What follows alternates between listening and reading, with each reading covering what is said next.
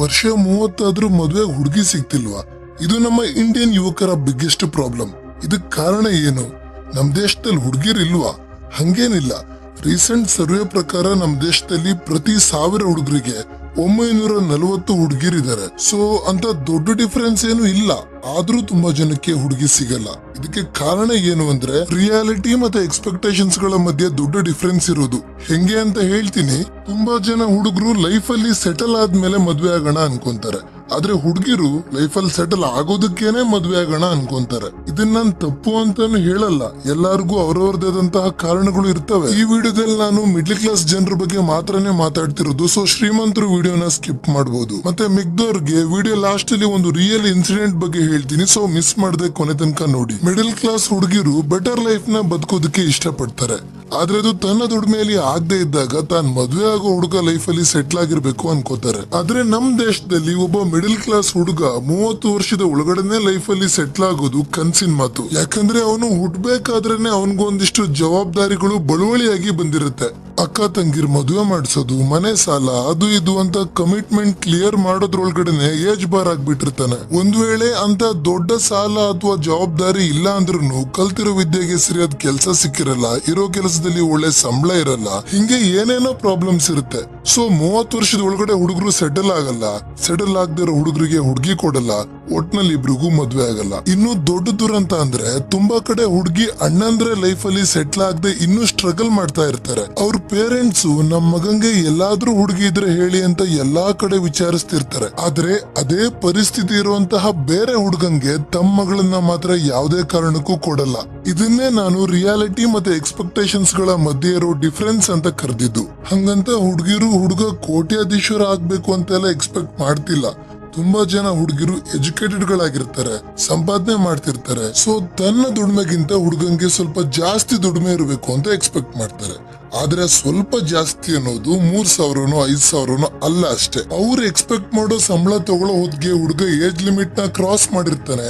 ಆದ್ರೆ ಹುಡುಗಿರು ಏಜ್ ಅನ್ನು ಕನ್ಸಿಡರ್ ಮಾಡೋದ್ರಿಂದ ಮ್ಯಾಟ್ರ್ ಮದುವೆ ತನಕ ಹೋಗೋದೇ ಇಲ್ಲ. ತುಂಬಾ ಜನ ಹುಡುಗಿರು ತಾವು SSLC ಫೇಲ್ ಆಗಿದ್ರು ಪರವಾಗಿಲ್ಲ, ಆದ್ರೆ ಮದ್ವೆ ಆಗಕ್ ಮಾತ್ರ ಅವ್ರಿಗೆ ಗೌರ್ಮೆಂಟ್ ಕೆಲಸದೋನೇ ಬೇಕು ಅನ್ಕೋತಾರೆ. ಆದ್ರೆ ಗೌರ್ಮೆಂಟ್ ಕೆಲಸ ಇರೋನು ನಿಮ್ಮನ್ನ ಯಾಕೆ ಮದ್ವೆ ಆಗ್ತಾನೆ?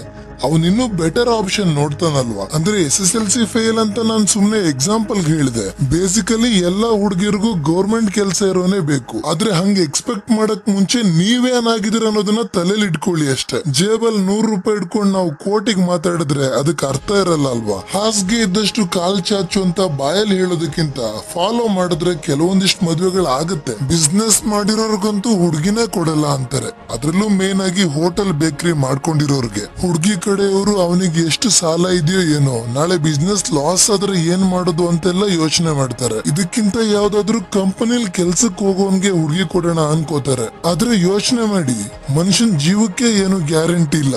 ಇವತ್ತಿರೋ ನಾಳೆ ಸಾಯ್ಬೋದು. ಅಂತದ್ರಲ್ಲಿ ಬಿಸ್ನೆಸ್ ನಾಳೆ ಲಾಸ್ ಆದ್ರೆ ಏನ್ ಮಾಡೋದು ಅನ್ನೋ ದೂರಾಲೋಚನೆ ಬೇಕಾ? ಕಂಪನಿ ಕೆಲಸ ಮಾಡೋರೇನಲ್ಲೇ ಗೂಟ ಹೊಡ್ಕೊಂಡಿರಕ್ಕಾಗತ್ತಾ?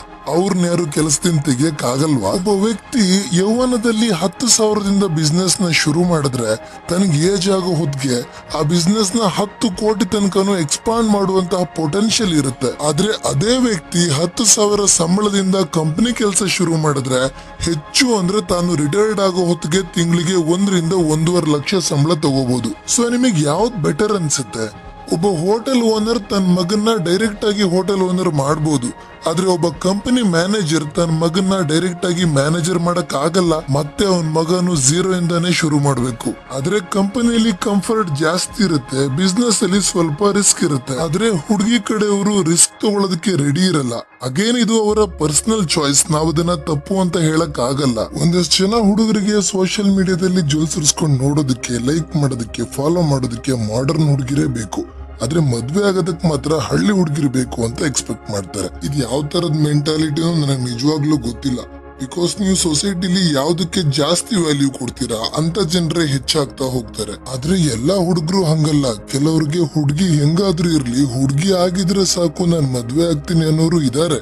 ಅಂತವ್ರಿಗೂ ಹೆಣ್ ಸಿಗ್ತಿಲ್ಲ. ಯಾಕಂದ್ರೆ ಇವತ್ತಿನ ಹೆಣ್ಮಕ್ಳ ಡಿಮ್ಯಾಂಡ್ ಹೆಂಗಿರುತ್ತೆ ಅಂದ್ರೆ ಹುಡ್ಗಂಗೆ ಮದ್ವೆ ವಯಸ್ಸಿಗೆ ಬಂದಿರೋ ಅಕ್ಕ ತಂಗಿ ಯಾರು ಇರಬಾರ್ದು ಅನ್ಕೋತಾರೆ. ಯಾಕಂದ್ರೆ ಮುಂದೆ ಅವ್ರ ಮದ್ವೆ ಖರ್ಚು ತನ್ನ ಗಂಡನ ಮೇಲೆ ಬೀಳ್ಬೋದು ಅಂತ. ಹುಡ್ಗ ಅವ್ರ ಅಪ್ಪ ಅಮ್ಮನ್ ಜೊತೆಗಿರ್ಬಾರ್ದು ಅಂತಾರೆ.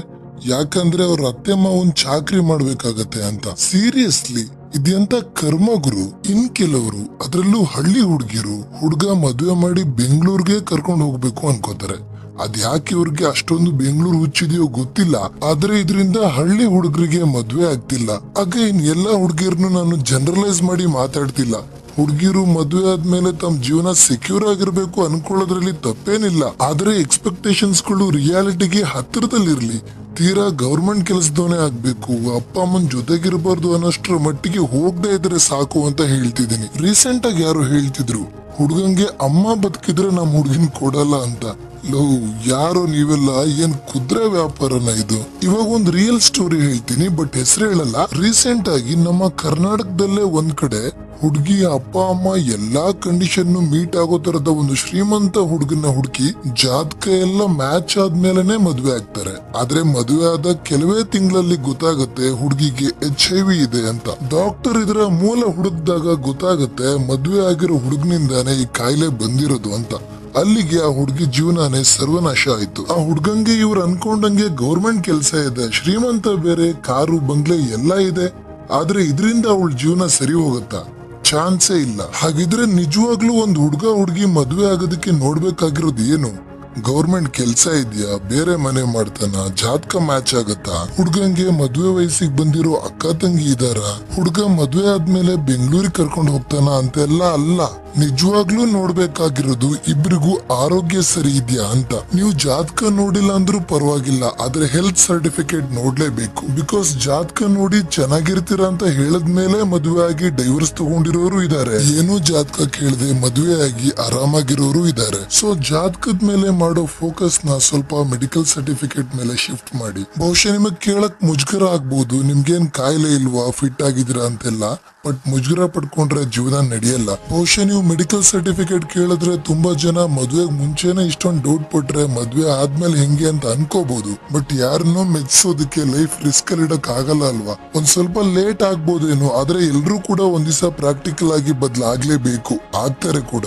ಒಂದಷ್ಟು ಜನಕ್ಕೆ ಹುಡುಗಿ ಸಿಕ್ಕಿದ್ರು ಮದ್ವೆ ಮಾಡ್ಕೊಳಕ್ಕೆ ಕೈಯಲ್ಲಿ ದುಡ್ಡಿರಲ್ಲ, ಸಾಲ ಮಾಡಿ ಜೋರಾಗಿ ಮದ್ವೆ ಆಗ್ತಾರೆ. ಆಮೇಲೆ ಸಾಲ ಕಟ್ಟೋದಕ್ಕೆ ಜೀವನ ಇಡೀ ಕಷ್ಟ ಪಡ್ತಾರೆ. ಆ ಸಾಲ ಮುಗಿದಿರ್ಬೇಕಾದ್ರೆ ಮಕ್ಕಳು, ಎಜುಕೇಶನ್, ಅದು ಇದು ಅಂತ ಹೊಸ ಸಾಲಗಳು ಹುಡ್ಕೊಳ್ಳುತ್ತೆ. ಕೊನೆಗೆ ಯಾಕಾದ್ರೂ ಮದ್ವೆ ಆದ್ನು ಅಂತ ಜೀವನ ಜಿಗುಪ್ಸೆ ಹುಟ್ಟೋ ತರ ಆಗತ್ತೆ. ಸಾಲ ಮಾಡಿ ಮದ್ವೆ ಆಗೋದು ಅನಿವಾರ್ಯನಾ? ಈ ದುಬಾರಿ ಮ್ಯಾರೇಜ್ ಗಳ ಬಗ್ಗೆ ನಾನು ಆಲ್ರೆಡಿ ಒಂದು ವಿಡಿಯೋ ಮಾಡಿದೀನಿ. ಈ ವಿಡಿಯೋದ ಕೊನೆಗೆ ಎಂಡ್ ಸ್ಕ್ರೀನ್ ಅಲ್ಲಿ ಮತ್ತೆ ಟಾಪ್ ಕಾಮೆಂಟ್ ಅಲ್ಲಿ ಅದ್ರ ಲಿಂಕ್ ನ ಕೊಟ್ಟಿರ್ತೀನಿ, ಮಿಸ್ ಮಾಡದೆ ನೋಡಿ. ನಾನ್ ಜಾಸ್ತಿ ಕುಯ್ಯಕ್ ಹೋಗಲ್ಲ, ಬಿಕಾಸ್ ನಮ್ ಕಮ್ಯುನಿಟಿ ಪೋಸ್ಟ್ ಅಲ್ಲಿ ನಮ್ ವಿಡಿಯೋ ಎಷ್ಟು ನಿಮಿಷ ಇರಬೇಕು ಅಂತ ಕೇಳಿದಾಗ ನೀವು 7 ನಿಮಿಷದ ಒಳಗಡೆ ಇರಬೇಕು ಅಂತ ಹೇಳಿದೀರಾ. ಸೊ ವಿಡಿಯೋನ ಮುಗಿಸ್ತಿದೀನಿ. ಇದ್ರ ಬಗ್ಗೆ ನಿಮ್ಮ ಅನಿಸಿಕೆ, ಅಭಿಪ್ರಾಯ ಏನೇ ಇದ್ರು ಕಾಮೆಂಟ್ ಬಾಕ್ಸ್ ಅಲ್ಲಿ ಹೇಳಿ. ಇಲ್ಲಿ ತನಕ ವಿಡಿಯೋ ನೋಡಿದ್ದಕ್ಕೆ ಧನ್ಯವಾದ.